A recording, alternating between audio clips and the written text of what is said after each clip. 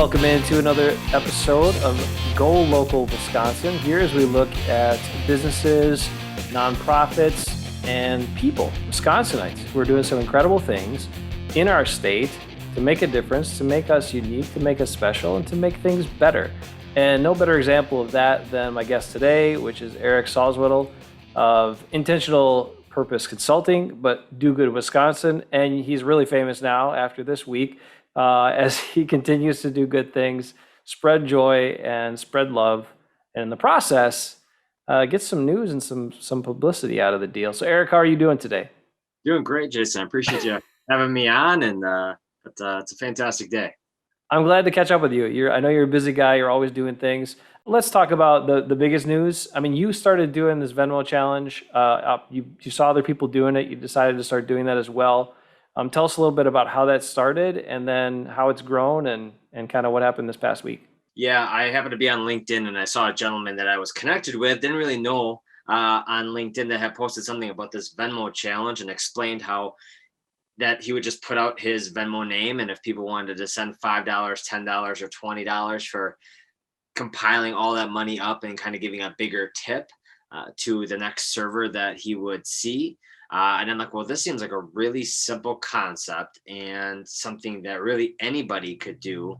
And I'm like, well, I wanna do that.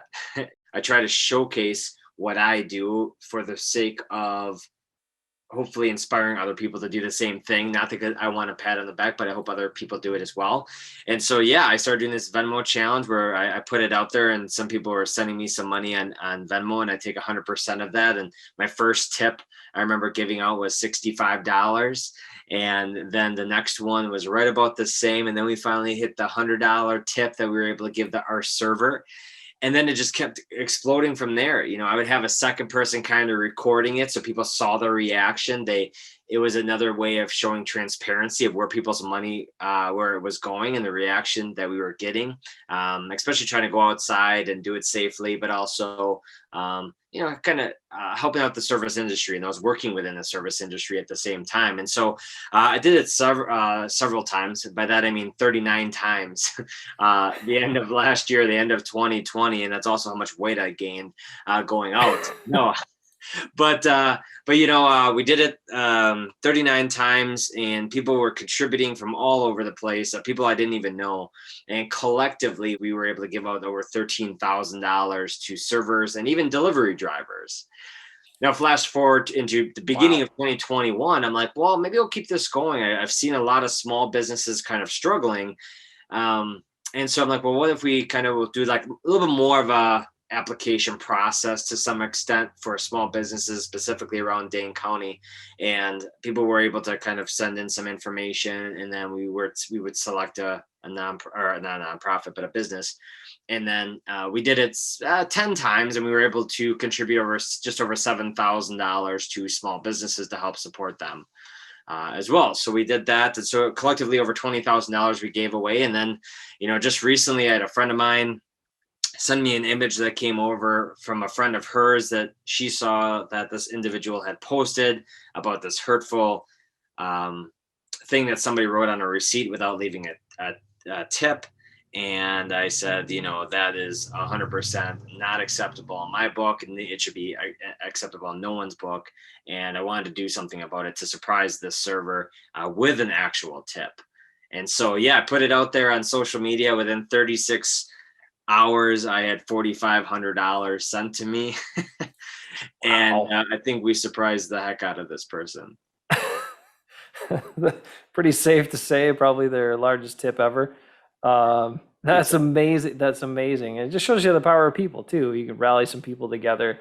But I think it also speaks to kind of what a number of us, and I want to ask you about this later too, about your source of motivation, how you stay positive, because there's a lot of negativity out there. There are a lot of things that can bring us down and detract from good things we're trying to do. But I think it speaks to so many people's good nature. You saw something that, by your own admission, and I think by most people's, is not acceptable, is not okay, not a way to treat another human being. And you did something about it.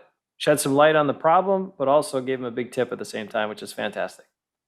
Absolutely, Jason. And it's that's the thing, right? I think so many times there are things happening in our communities that so many people are like, man, somebody should do something about that, right? Well, you are somebody, right? I mean, you can do this too. I mean, it's just the other day, it's like I saw somebody post about a veteran needing to be put up for a night or some help, and it was legitimized and so on and so forth. And this, mind you, this was like in the evening, like 6 p.m., and everybody was commenting resources. Well, frankly, something tells me that that resource, it could be resourceful, but for them to probably make that happen within an hour or two was little to nothing. So I see these million comments of like where to go, but it's like, okay, no, like let's put them up in a hotel. And so I reached out to the connection, like, let's do this, let's take care of it. And long story short, they were actually able to do this for this veteran and put him up for a night. But something just to think about, like, we are somebody, or you are somebody, you can do something about this. And something we should remind ourselves constantly. I like to talk a lot and I enjoy communication. And I think it's a very big key to solving a lot of problems. But I'm also a huge fan of people of action. And like you're saying, I mean, we can see all the issues that are happening. We can't fix everything. We know that, but the things that we identify that we can fix, the people who take action, I'm really inspired by them. So I love that you're taking that approach and also trying to encourage others to do the same because we got some things to work on. I mean, let's be real about it, but together we can make a big impact, and that's what I think you're trying to do. Tell us a little bit about Do Good Wisconsin, how you started that, and how that's kind of grown and evolved too here in the last couple of years. Yeah, Jason, I really consider myself a delusional optimist. Meaning, like, I try to look at the positives of every single thing in life. I tell people I don't have a bad day because my bad days are other people's good days. Now, I think I've put myself in a lot of positions growing up um, that has changed my lens on how I view a lot of things in life, and we can get into that a little bit later. But one of the things too is I surround myself with a lot of positive people. I surround myself with the right people, people that are positive, people that are uplifting, people that are supportive, and I'm blessed in that way too. I know not everybody necessarily just gets that, but I really try to focus on those individuals. And there's one of the reasons I don't really watch a lot of news media, or look on social media too often, because we know that it is just flooded with negative things, right? Negative news. I mean, you just go on there, it drains you. I mean, there's nothing really positive about it. And I mean, you have to scroll down 10 or 15 stories, so it's like, oh, that's a positive one, there's a good thing that happened in our community, right? And that shouldn't be the case. And that's why I started Do Good Wisconsin, because I wanted to create a platform, and I co-founded it. I wanted to create a platform that really was the one out of every 10 stories, but it was all the stories of good things happening in Wisconsin that were from individuals. Maybe it was the 7-year-old that raised $40,000 doing a lemonade stand, to a 96-year-old crocheting all their life, to a person that was once incarcerated learning how to crochet, now crochets hats for those battling cancer. And I'm sharing all of these stories for the fact of, like, hey, one, there is a lot more good happening here in Wisconsin than all the negative stuff that you might hear about. And two, hopefully just kind of lets people know, like, hey, there's still more positive things happening, and restoring kindness that is still here. It hasn't gone away. That's kind of how Do Good Wisconsin launched. We're in the process of becoming a 501c3 nonprofit. And one of the first initiatives we did when we launched in 2019, more so, it was about that end of summer, that we actually started collecting school supplies for teachers, because I have a number of teachers that spend so much of their own money in their school room, right, in their classroom, sorry, that I'm like, man, like, that's not right. And I know there's a bigger underlying issue there, and I don't get into that necessarily, because I'm like, okay, what is something I can do about this now? And so we did that. We put up a post on our social media page. We had 150 teachers apply, and we supported 105 teachers with boxes of school supplies. And fast forward to last year in 2020, this was prior to any school district knowing what they were going to do for COVID for the fall. And we had 640 teachers apply from across the state. And we Wow. were able to support 258 of them. And we personally drove these boxes around to school to these teachers across the state. And then we did it again this year, and we just started we wrapped that up recently, and we had 580 teachers apply, and we were able to support them with we were able to support 300 teachers this year, just over 300 teachers this year.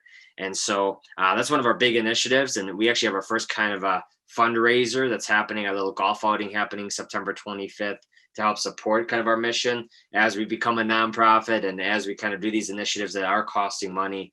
We just, so yeah, so that's how it started. And that's some of the things we have going on. And we have a lot of things that are going to be happening with Do Good Wisconsin. So stay tuned there. How do you get to be a person who looks for those opportunities to help, wants to do it, and then makes it happen? Yeah, I remember as a kid doing the jump rope for heart thing, and I was always the top fundraiser. And it wasn't because of me; it was because I sent the envelope for raising money with my parents to their work so they could collect the money, so I could win the duffel bag by raising $500. And one, I appreciate my parents for one kind of being that help, but really then I at probably fourth, fifth grade, I didn't really realize the impact I was making with the American Heart Association necessarily. Now, probably sixth or seventh grade, I remember, I'm not even sure for what reason, I started volunteering at a nursing home right across the street. And I remember playing bingo with the residents and just kind of building a relationship with some of the seniors was just really, really, really cool. But kind of flash forward from that, my senior year of high school, I remember going in my counselor's office and there was a poster up, something about volunteering at a camp for muscular dystrophy for somebody or for Muscular Dystrophy Association. And so I'm like, well, that seems kind of cool. So I actually signed up to volunteer. And I was the only one in my high school to sign up to volunteer. And I didn't realize till later that the day that camp started was also the day I was graduating high school. So I'm like, okay. So I literally walked across the stage, got my high school diploma, jumped in my parents' van because I was already late for camp. And I got paired up with a kid who had muscular dystrophy. His name was Eric as well. And I did everything with them that whole week, things that they could do, things that they couldn't do, things that we kind of adapted so they could feel like they're a part of it. And it was truly the best week of the year. And I remember the end of that week, I had another camper at the time, Bella. I didn't communicate with her a lot during the week, but I remember she wanted to give me a hug before she left. And I don't know if it was right then and there. It's just I don't know if it was like a light that popped up, like, whoa, I think I'm really actually making a difference here. Maybe I made a difference for somebody that I didn't really even interact with a ton. And then flash forward into I went to that camp the next year, and at this time I was going to college, and again it was just remarkable putting myself in a position with somebody that can't walk, can't really do much. Do a lot of things, right? However, I started realizing it continued as I matured and more that I realized there are a lot of things that they can do. And, I was able to assist with that and be a big part of that. And I thought that was the coolest thing. And then I remember at this time in college, I was a big brother for Big Brothers Big Sisters. I signed up. So it was cool kind of being that male mentor for a young gentleman who didn't have that really in their life and just kind of learning a little bit about that. And I started my own fundraiser up in Oshkosh to raise money for those that have muscular dystrophy. I couldn't go to camp anymore, but it's like not what I couldn't do. So I couldn't go to camp anymore. So what did I do? I'm like, well, I'm a bowler. I like to bowl. I'll do a bowl-a-thon. So I didn't know what the heck I was doing, Jason. I dragged 20 of my friends. I'm like, hey, you're going bowling, and my college friends. And I'm like, you got to pay $30 though to bowl. And we raised $938. And but flash forward, right? That was the first year. Then I did it the second year, and I tried to get some more organizations and friends involved, and it grew. We went from 938 to like $3,200 to $4,200 to $6,000 to $12,000. And I still actually voluntarily put this event on every year up in Oshkosh where I went to school. And collectively in 12 years, we unfortunately have had to cancel the last 2 years. But in 12 years, we've raised $150,000 for those battling muscular dystrophy. And that was just a simple idea and something I got a couple of friends to help me out with now. But again, it's like, I know there's bowl for kids' sake for Big Brothers Big Sisters, but I'm like, I want to do my own. So what did I do? I just went and talked to the bowling alley. I talked to the owner. How do I do this? I Googled, how do I put on my own fundraiser? And obviously there's a million ideas. Jason, you know this. There's like a million ideas of how you can put on events. And then I've learned. I've done it for 12 years, but I'm still like, how could we get better at this, right? And so So I did that, but then I remember that same year though, that when I first started the bowl-a-thon, I said, I'm like, man, one of my goals, and my manager, when I was doing marketing and sales at the time, my manager encouraged us to write down like our top 3 goals. And one of them was to start start a fundraiser, and the second was actually to travel to another country to volunteer. So I signed up online with this group online to go to Guatemala to volunteer over my spring break. And I paid money, I raised money to go and volunteer.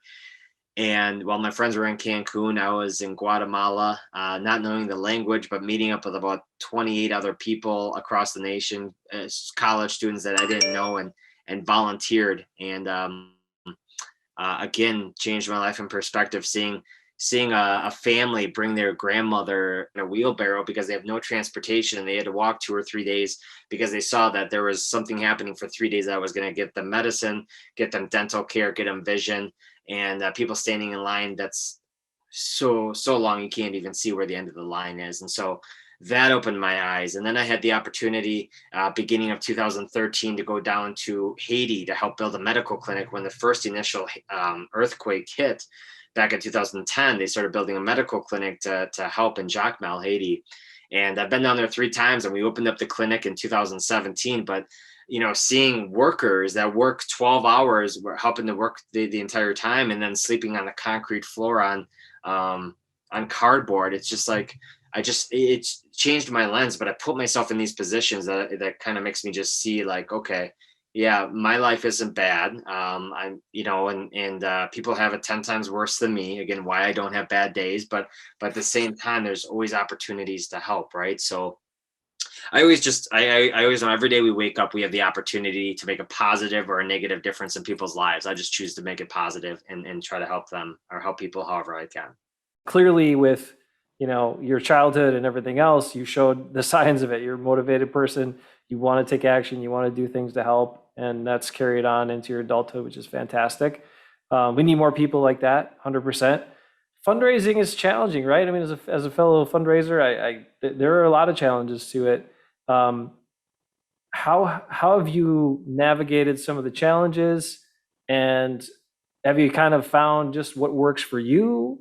Yeah, I think the biggest thing is depending on the organization, or I remember starting with an organization when I got into the nonprofit sector initially, of one that really didn't put on any fundraising events. So didn't even really know where to begin. So it's kind of starting with some of the basics sometimes, which is like some of those dine and donates, right? Go to a restaurant and a percent comes back, to maybe we should maybe try to put on a bigger event, or maybe a tasting of sorts, right? Or maybe a gala event probably would be good if we did one of those once a year. Or also like what are some things that are unique and different, right? I think obviously nonprofits are always trying to find ways that they can fundraise and raise funds. And there's a lot of opportunities out there. Obviously, any nonprofit or any funder is going to know there's a lot of ROI you have to look at.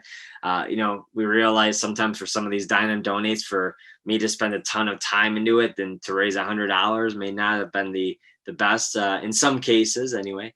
So yeah, I mean, it's really just a mix of trying to figure out what works for the organization, what's maybe unique and different about the organization, that something could kind of go along with that, right? So when I was with the nonprofit Reach a Child, I'm like, how cool would it be to do a gala event, our biggest fundraiser, like in a firehouse, like, so we had our gala event there, and that's how we started that. And so yeah, I think it all depends on the organization. There's a bunch of different ways out there to fundraise, and that's what I'm excited about now with what I do with my company of working with mainly for-profit businesses to help them with their charitable efforts and community outreach, but working with some nonprofits and helping them out with some of their events, and kind of trying to bring my skill set and thoughts and ideas into some of these events that hopefully raises, again, the goal to raise as much money as possible, spend as little as possible, and raise more so we can make more of a difference with that organization.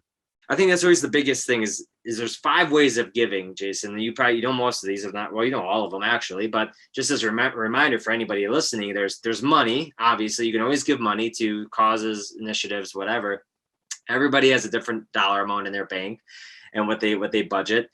Second thing is time, right? So we all have the same amount of time in a day, in a week. It's how you prioritize it. And if it's volunteering is a priority of yours, or, hey, I could volunteer an hour a week or whatever the case, but it's volunteering your time. The third is like things, right? So it could be donating food. So we give the opportunity here at our house, actually in Marshall. We have a little free pantry that a friend of mine built, and so we have people that drop off food and personal hygiene items on our front porch. We take it in, sanitize it, weigh it, stock it inside, and then we take it out and fill it up every day. But donating things, it could be clothes, it could be items. Most communities have like a community page that's like a neighbors helping neighbors, or a lend a helping hand page, whatever. And there are people on there that are looking for things, and it might be your junk, but this could be an easy way to just like give it to somebody in need who could really use it, that might not be able to afford to go buy a used or a new one, right? So it's things, and it's a skill set, right? My friend, who's really good with building things, built us the little free pantry, which if it wasn't for him, I have no idea what it would look like if I attempted to do that. But he built one that looks amazing, in front of our house, because we also wanted to look nice, somewhat nice anyway. It does look really nice. But now, because of his skill set of taking his time and skill set, now we have something that we've been able to give out over 12,000 pounds of food and personal hygiene items within just over a year, in our community, because of somebody, a friend of mine, donating his skill set and time. But maybe some of you listening know how to play guitar or piano. Maybe you could volunteer at a Boys and Girls Club to teach a kid how to play, even if it was just a few different strings or notes, right? That they might not be able to otherwise. Donate that skill set. And then the last thing is advocating. Sometimes that's just as powerful, if not more powerful, than anything else. And what you believe in, and or charities you support, and posting about that, right? So it's like, I might, if somebody doesn't know what a certain organization is, but if I shared it, man, it'd be like, I support this. This is great. If you can support it, that'd be awesome. That's just as powerful sometimes to put that on social media. So those are our 5 quick things to think about too. Yeah, I was going to ask you about social media. Now, this is where hopefully you give some tips or secrets away, because how have you been able to use social media and leverage it to, reach people, get motivation, and get also all this momentum behind some of these projects? Oh wow. I mean, I think it's a number of things. I think it's also the relationships that you build within people, how you treat people, how, what you maybe have done for them in the past. Maybe it's just right. I mean, people that know me just know who I am and my character, my integrity. From If people know me from college, like, I'm nearly the same person since college. That, again, when I'm meeting people, showing them respect, showing them love, supporting maybe efforts that they have. You just don't know when that might come back to you. And then, with some of these initiatives and things that I put out there, on social media, I try to utilize maybe some community pages too, so to try to just raise more awareness of what I might be doing, or how people can get involved. I'm a really big component into kind of sharing multiple ways, or within those 5 ways of giving, like ways where people can support. So I might not always promote, hey, you can donate here, hey, you can donate here, but over here might be like, hey, this is where you can donate something, like a thing or an item, like you can donate food over here, or hey, I'm looking for volunteers. I think it's always, I've utilized social media, just in ways of just allowing people, I guess, to be a resource of people that might be looking for ways to try to give back in their community. And I think as people do give back, they realize the impact that it has on them personally, right? It raises your serotonin level, your happy drug in your brain, for both you, for who you're helping, and people just watching what you're doing. And I think that's so powerful, that, like, knowing that you could be making an impact not only on the person that you're directly impacting, but the people that are just watching and learning about it. So again, I share a lot about what I do in the community, because on social media, because I want people to feel good. I want people to find ways that they can be inspired to give back as well. And that's really my hope when I share a lot of that stuff. So I've built enough trust with so many people of the efforts that I have, that people are like, oh, Eric's doing something, like, yeah, I'm jumping on board to be a part of that. And I think that's the coolest thing with the Venmo challenge, is people that are tipping $5 might be like, oh, that's not a lot. Well, when 250 people do that, and maybe it's a different dollar amounts, that is a huge impact. Like I think some people realize like, oh, I can only donate $5. That's not a lot. Well, if you realize, yeah, again, you have a ton more people do that. That's a bigger wave we're creating that's going to make a huge impact. And so, and people realize that, especially with the Venmo challenge, is that their little bit goes a long way. I've had people that gave me $2 for that $4,500 tip, but what's awesome is like I was a part of that. And that's the coolest thing. And I hope I keep giving people those opportunities that turn into very big things, because whether it's volunteering, whether it's donating, I just like kind of giving these opportunities out to the community as much as possible. Yeah, I mean, it feels great to give back and be a part of something that's impactful for someone else who needs it. And I think your understanding of that and giving people opportunities, and then just showing other people, look, this is possible, and utilizing social media in that form. Not, it's not a chest pounding like look at me kind of a situation.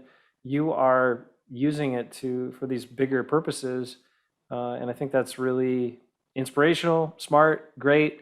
But the integrity part is key, right? For someone like yourself, you're asking people to trust you with their money, with their support.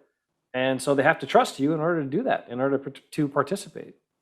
Yeah, I mean, think about it. Anytime, I mean, if you ask anybody right now, you could probably just be like, what was the last, really positive, cool thing that you saw about like kindness and giving back? Like, you probably remember it. And I think it's one of those things that's infectious, right? Like you see that something happen that was like a random act of kindness or doing some good things, and it makes you feel good. Like that was awesome. And I think I try to share a lot of the things that I do too, because I just hope it just makes people feel good, trying to put more positive stuff out there, right? And it's one of the reasons, like, kind of launching this Do Good Wisconsin tour is the kind of new initiative that I'm doing right now, but allowing people to participate in one way or another with that as well. So super excited for that.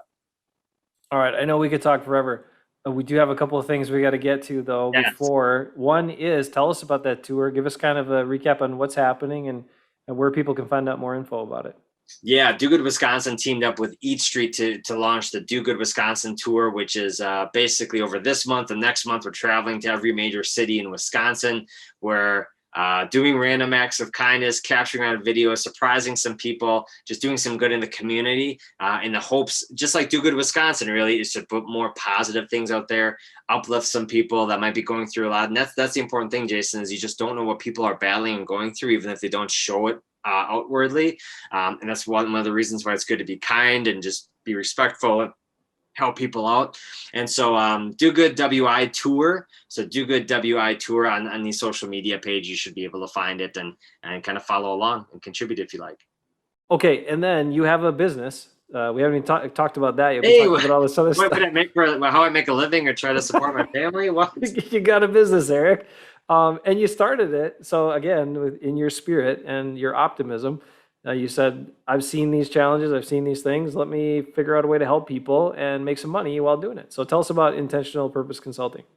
Yeah, so I always said if I left the nonprofit sector, I'd still want to be deeply involved in helping in some way or another. Like, what could I do that would be beneficial, and how I could bring a lot of my skill set into the community, specifically with working with for-profit businesses, but also for helping them work with a lot of the nonprofits and organizations in the area. So I started Intentional Purpose Consulting, which works with businesses, organizations, individuals with their community outreach and their charitable giving. So it could be businesses helping them with the donation asks, all the sponsorships. Because right, I was on that side of doing all the asks, kind of like you, Jason. Right, so you're always asking in places that get hit up a lot. So as a for-profit business, it's almost a part-time, if almost not a full-time thing of just handling that.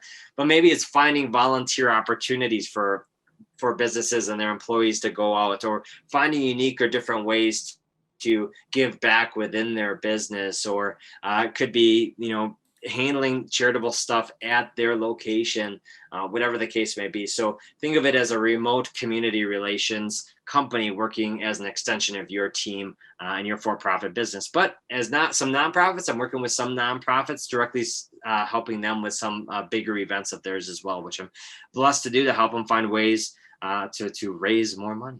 That's fantastic, and you're so right about that. I mean, and as you know, as the person asking, it's always kind of a thing you're a little concerned about. You don't want to over ask, you don't want to bombard people. You know they're getting a bunch of requests. You don't want to be a pest, but if you don't ask, you can't get the results. So to have like a filtration system there set up for a company, that can be a huge relief. That's a great service. Absolutely. Somebody's handling it. It's just like, does this make sense for Right. them to handle it? Like, but we can't really afford maybe somebody full time as a community relations person. But hey, Eric could be an extension of our team, and his team could be that additional help to kind of help doing as a company. We want to help and support the community, but we also want to keep growing our business as well, kind of doing both at the same time. And that's where we can come in where it makes sense to do that. So. It's a very connected operation and a wonderful idea.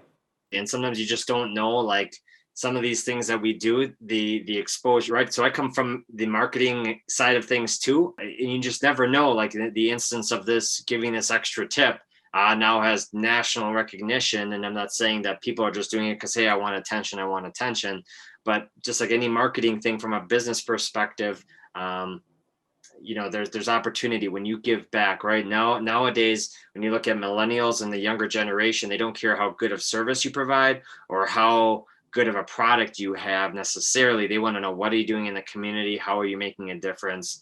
How are you making an impact? So something to keep in mind, especially if those might not be your customers now, they're going to be your customers eventually. So something you need to be thinking about. That's a really good point. And that's one thing too. Like I talk to people all the time, people that donate or sponsor things that I've been involved with. And I saw this about you, said about you as well, that you spend a lot of time, a lot of care. You even talk about going, in person, picking up things, giving recognition in person, how important that is. Because I always tell them too, I'm like, look, you're doing something really good. I want people to know about it. So let me help you let them know about it, because, if the company doesn't do any of their own promotion or circulate that information out, well, I'm going to do it for you because you were kind enough to participate and support us. And that's a key part to it. I know not everybody thinks like that, but you have to think like that. If you're doing something good, people should know about it. Absolutely. The one time I saw one company post all about what they did in the community, and they did a lot in the community. The only time I saw they posted anything on social media was when they were closing, and that's not the time to do that. But to go along with that too, right? I get the idea of being humble, like, hey, we don't want the attention. Great, you don't want the attention, but promote it, because you and everyone who follows you and your business is now now realizing or knowing about this one charity that you're supporting. And if you do it multiple times, you're promoting it to help these charities out. Well, talk about it. You're only helping these charities out more, if not more, than what your donation may be. So remind yourself that, right? That's a fantastic point as well. You've laid out many of them today. I feel like I could talk to you for another couple hours, but we should probably let you go. Eric, thanks so much for your time. Thanks for everything you do. That's Eric Salzwedel of Do Good Wisconsin, the Do Good Wisconsin tour coming up, Intentional Purpose Consulting, general good human being, making an impact all around him. So Eric, thanks for everything, man. I appreciate it. Awesome. Thanks for having me, Jason. Appreciate you and everything you do in the community too, my friend. All right, we will be back actually my next guest is already determined for Go Local Wisconsin. We're going to talk to Pio of Delta Beer Lab on the next episode. So come on back next month and catch that.